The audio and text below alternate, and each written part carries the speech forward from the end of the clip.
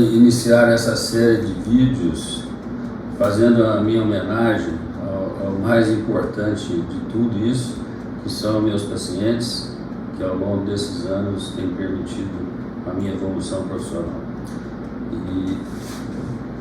E contar a eles e a todos que porventura possam ter acesso a esse vídeo, o começo da minha trajetória profissional até os dias de hoje, o que permitiu com que eu tenha um arsenal técnico que permite fazer um trabalho que eu considero de bastante relevância para as pessoas que contato comigo têm na área médica.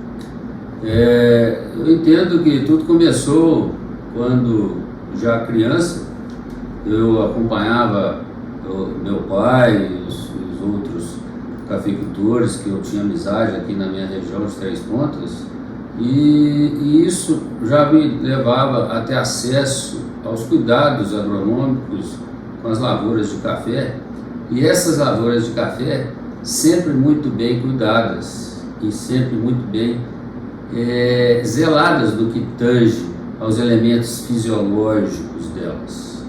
E isso, eu já criança, tinha contato com nutrição de plantas, né? E aquilo já me encantava, já me deixava interessado, né? E já mostrava para mim a importância que eram os nutrientes.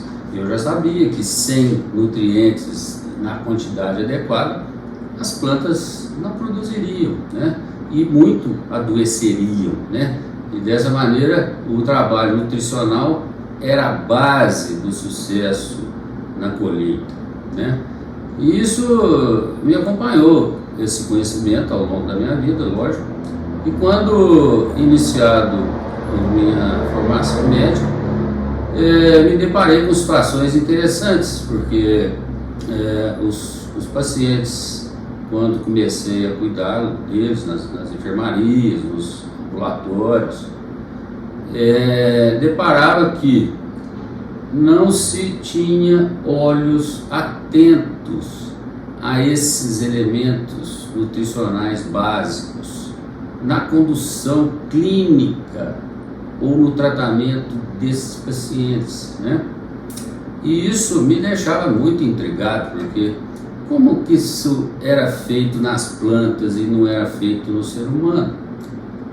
Pensava eu, a gente estuda isso na fisiologia, a gente estuda isso na bioquímica, a gente estuda isso para todo lado.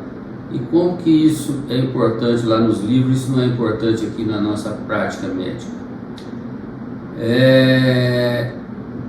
E dessa maneira eu questionava os meus professores, e sempre respondiam para mim, tipo, isso tem na comida, mulher, não precisa preocupar com isso não, isso aí não é algo relevante. Bom, isso não me satisfez, eu fiquei com isso na pulga atrás da orelha. E ao longo da minha formação, eu sempre ficava atento a esses números e sempre questionando, tentando estudar isso para mim ter alguma visão um pouco diferenciada. E com o passar dos anos eu fui tendo acesso, obviamente, a fazer exames e poder prescrever e poder tratar dos meus pacientes. E essas coisas começaram a ficar evidentes para mim, que corrigir alterações de pacientes que tinham alterações laboratoriais, aí que já eram situações bastante grosseiras, de micronutrientes, traziam respostas extremamente interessantes, de sintomas, às vezes que não tinha nada a ver a priori com aquela reposição.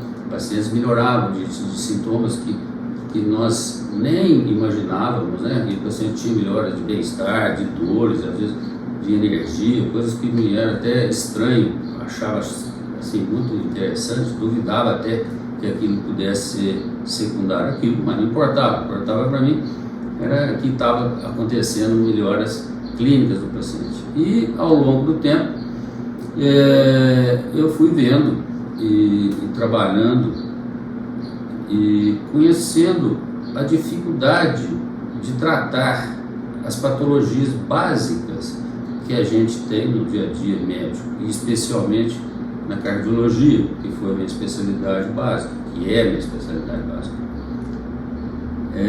Então, a gente sempre defrontava e defronta com hipertensões de difícil controle, dores percordiais que não se tem origem definida, taquiarritmias, ou que a gente chama aí de palpitações, né, que a gente não poderia definir com clareza, cãibras, edemas, enfim, coisas que muitas vezes nós não temos um domínio tão bem feito disso na nossa clínica clássica, né, vamos dizer assim, e que me deixava também bastante intrigado. Por que a gente não consegue controlar bem esses pacientes?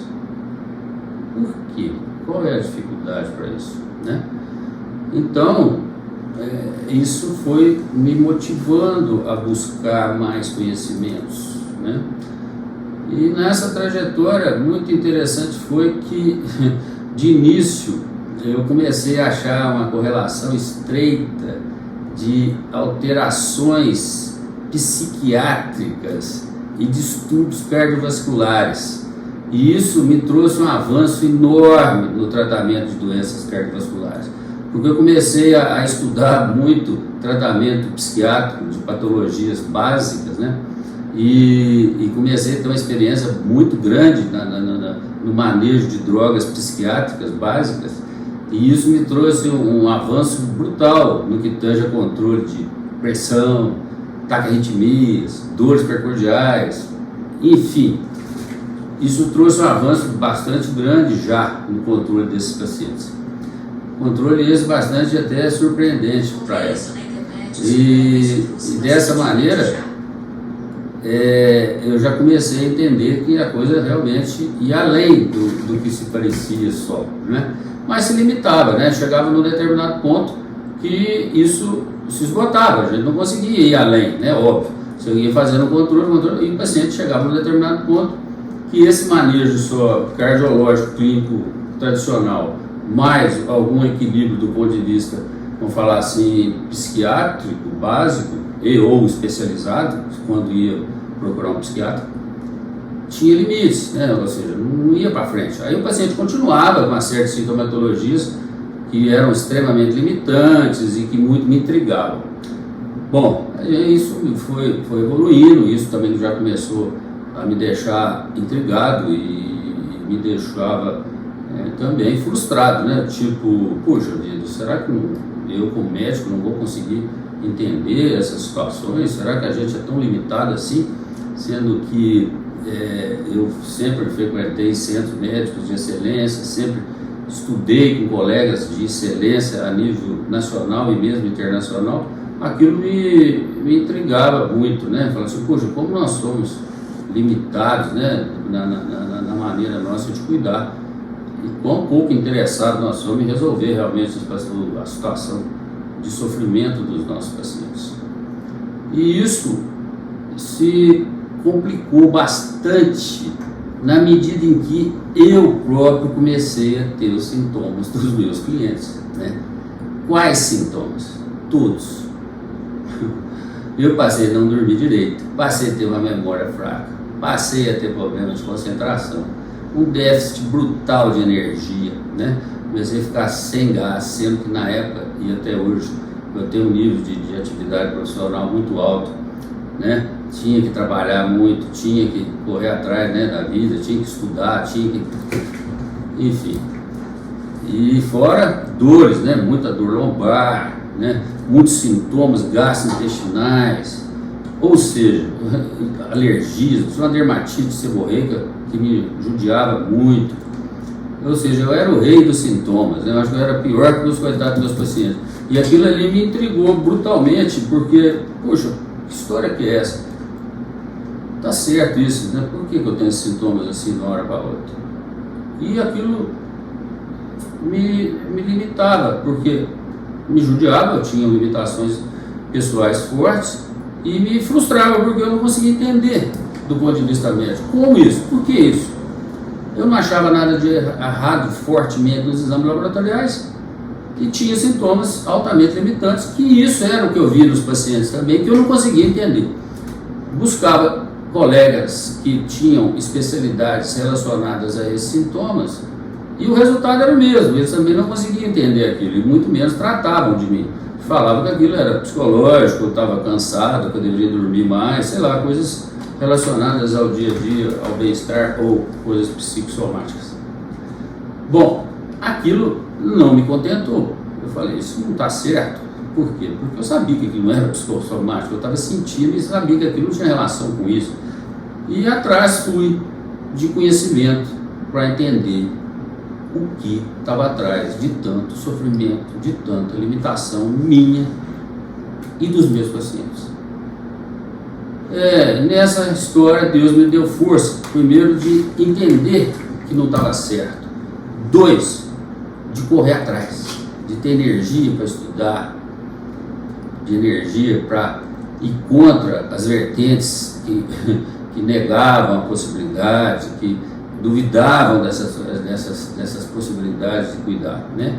Mas enfim, fomos estudando, fomos buscando possibilidades, abrimos a cabeça no sentido de escutar colegas que têm maneiras de entender possibilidades de outras maneiras, né?